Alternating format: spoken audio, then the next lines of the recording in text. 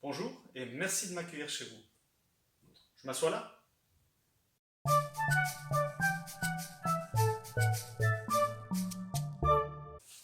Bien, j'espère que vous allez bien. En tout cas, c'est sympa de vous revoir, voilà, dans ce contexte. Je ne sais pas si vous l'avez remarqué, mais cette situation de déconfinement, elle vient avec un truc un peu particulier, qui est qu'on gagne en liberté. On peut à nouveau retourner travailler, on peut sortir un peu plus souvent, plus longtemps, on peut se rendre visite, physiquement, pas comme ça. Et justement, on commence à être à nouveau physiquement les uns avec les autres. Mais en même temps, on sait qu'il faut maintenir une certaine prudence. Nous gardons collectivement, individuellement, encore une grande part de responsabilité dans la lutte contre la pandémie. Celle-ci n'est pas terminée et on ne sait pas combien de temps ça va encore durer en fait. Du coup, le problème avec ce gain de liberté, c'est qu'il y a une responsabilité qui vient avec. Et ça va nous placer plus souvent dans des situations de contradiction. D'un côté, la liberté nous donne l'occasion de vivre à nouveau un certain nombre de nos valeurs fondamentales. Je pense par exemple à la relation, à la solidarité, la joie que l'on partage les uns avec les autres, à la communauté, à l'amitié. Du coup, on peut peut-être envisager la possibilité de faire des rencontres plus festives.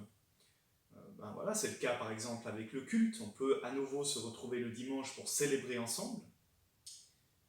Mais est-ce qu'on peut vraiment vivre pleinement l'amitié et la joie dans ces moments de fête alors qu'il faut qu'on respecte 2 mètres de distance, alors qu'il faut peut-être qu'on tienne des listes ou qu'on porte des masques?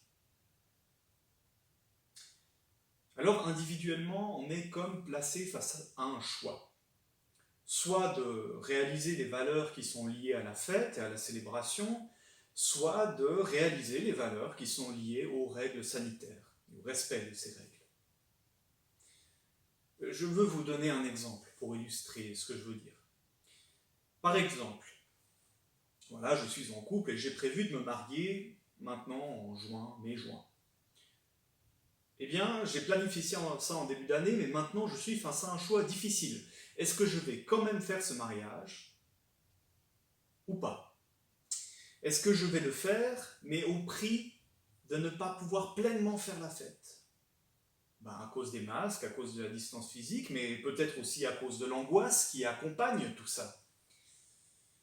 Peut-être que j'ai pas envie maintenant de renoncer à ce mariage que j'ai préparé, parce que j'ai pas envie de renoncer à cette joie et à cette amitié qu'on vit autour de mon couple, mais en même temps j'accorde beaucoup d'importance à la santé de mes proches.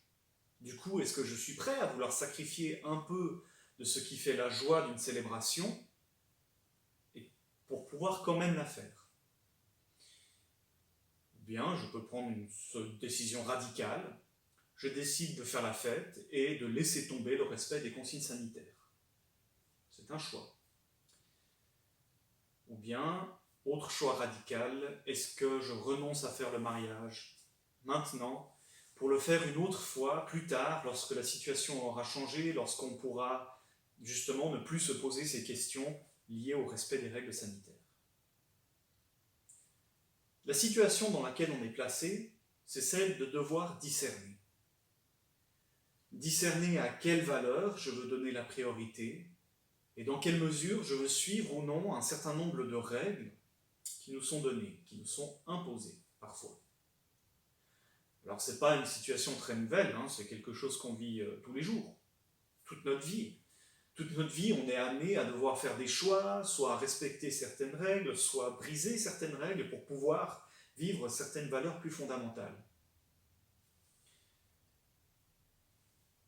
Par rapport à ce discernement, cette situation de discernement, eh bien l'Évangile, il nous propose un chemin pour ce discernement, et le nom de ce chemin, c'est un peu grandiloquent, mais c'est l'amour.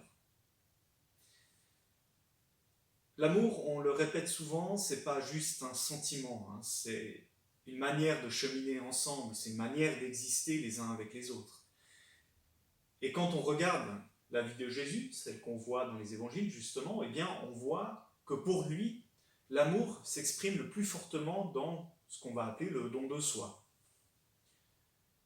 L'amour pour Jésus, c'est le fait de vivre, non pas une vie qui est centrée uniquement sur lui-même, mais une vie qui est orientée sur les autres, sur Dieu, celui qu'il appelle son Père, mais c'est aussi une vie qui est orientée sur lui. Il ne se nie pas quand il vit de cette manière. Il est lui-même quand il vit de cette manière. Et vu que pour la foi chrétienne, dans la vie de Jésus, c'est Dieu lui-même qui montre son visage, ce qu'il veut pour nous, eh bien ça nous montre qu'il n'y a pas de concurrence entre ces trois pôles. Il n'y a pas de concurrence entre l'attention qu'on va accorder à Dieu, à son prochain et à celle qu'on accorde à nous-mêmes. Et ça, c'est le chemin de l'amour. Du coup, dans le déconfinement qu'on est en train de vivre, le chemin qu'on doit habiter, le chemin qu'on est appelé à prendre, eh bien, il nous demande de voir comment dans ce qu'on fait, dans ce que je fais, je vais réussir à rendre honneur à la fois au prochain, à Dieu et à moi-même. Et ça va justement m'amener à faire du tri dans ces valeurs, parce qu'il y en a certaines qui vont gagner de l'importance. Maintenant, il y a certaines valeurs qui ont plus d'importance que d'autres. Et je ne vais pas vous dire lesquelles c'est, parce que vous êtes dans votre situation, et votre situation n'est pas la mienne. Mais vous allez être amené à pondérer ces différentes valeurs, à les tenir en équilibre, pour que, dans l'idéal, Dieu, le prochain et vous-même, soyez respectés, soyez pleinement là, sur ce chemin, ensemble. Alors là, je vous laisse avec un truc. Ce que je veux vous proposer maintenant, c'est de prendre un petit moment pour vous. Un petit moment pour, vous poser quelques questions. Quels sont les dilemmes auxquels vous faites face maintenant? Et quelles sont les contradictions que vous vivez, vous, en ce moment?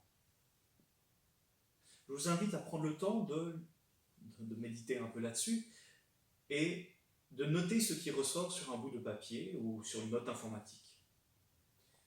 N'hésitez pas à mettre la vidéo en pause si vous voulez prendre du temps pour ça.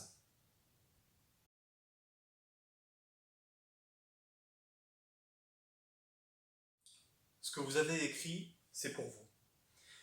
Ce que je vous propose ces prochains jours, c'est qu'avec ce dilemme, vous preniez un peu de temps avec Dieu pour cheminer avec lui, pour discerner quelle est la bonne voie à prendre pour vous dans cette situation, de prendre un peu de temps pour vous mettre à l'écoute.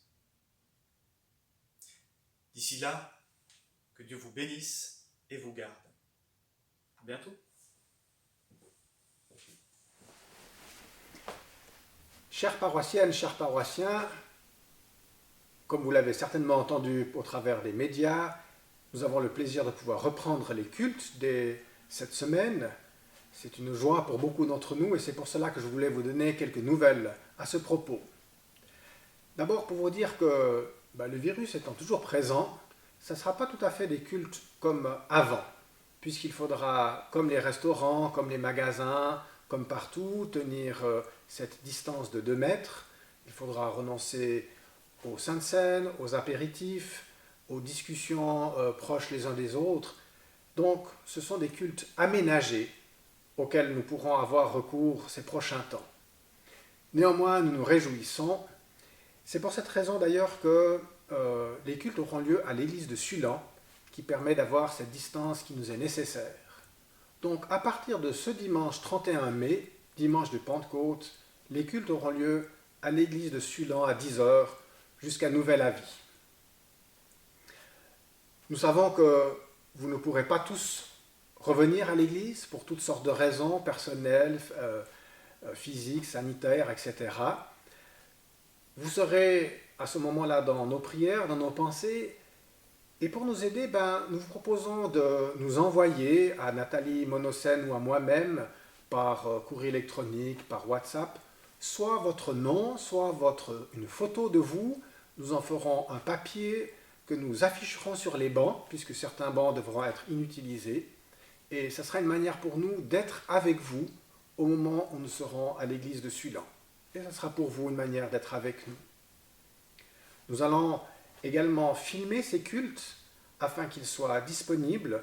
Le temps de les monter, je pense que vous pourrez les voir le lundi matin. Avant, ça sera peut-être difficile. Et vous les recevrez via les canaux habituels sur la chaîne YouTube, au travers de WhatsApp, ou comme nous avons fait jusqu'à maintenant. Il en sera de même d'ailleurs pour ceux qui reçoivent une version écrite, vous la recevrez à la maison.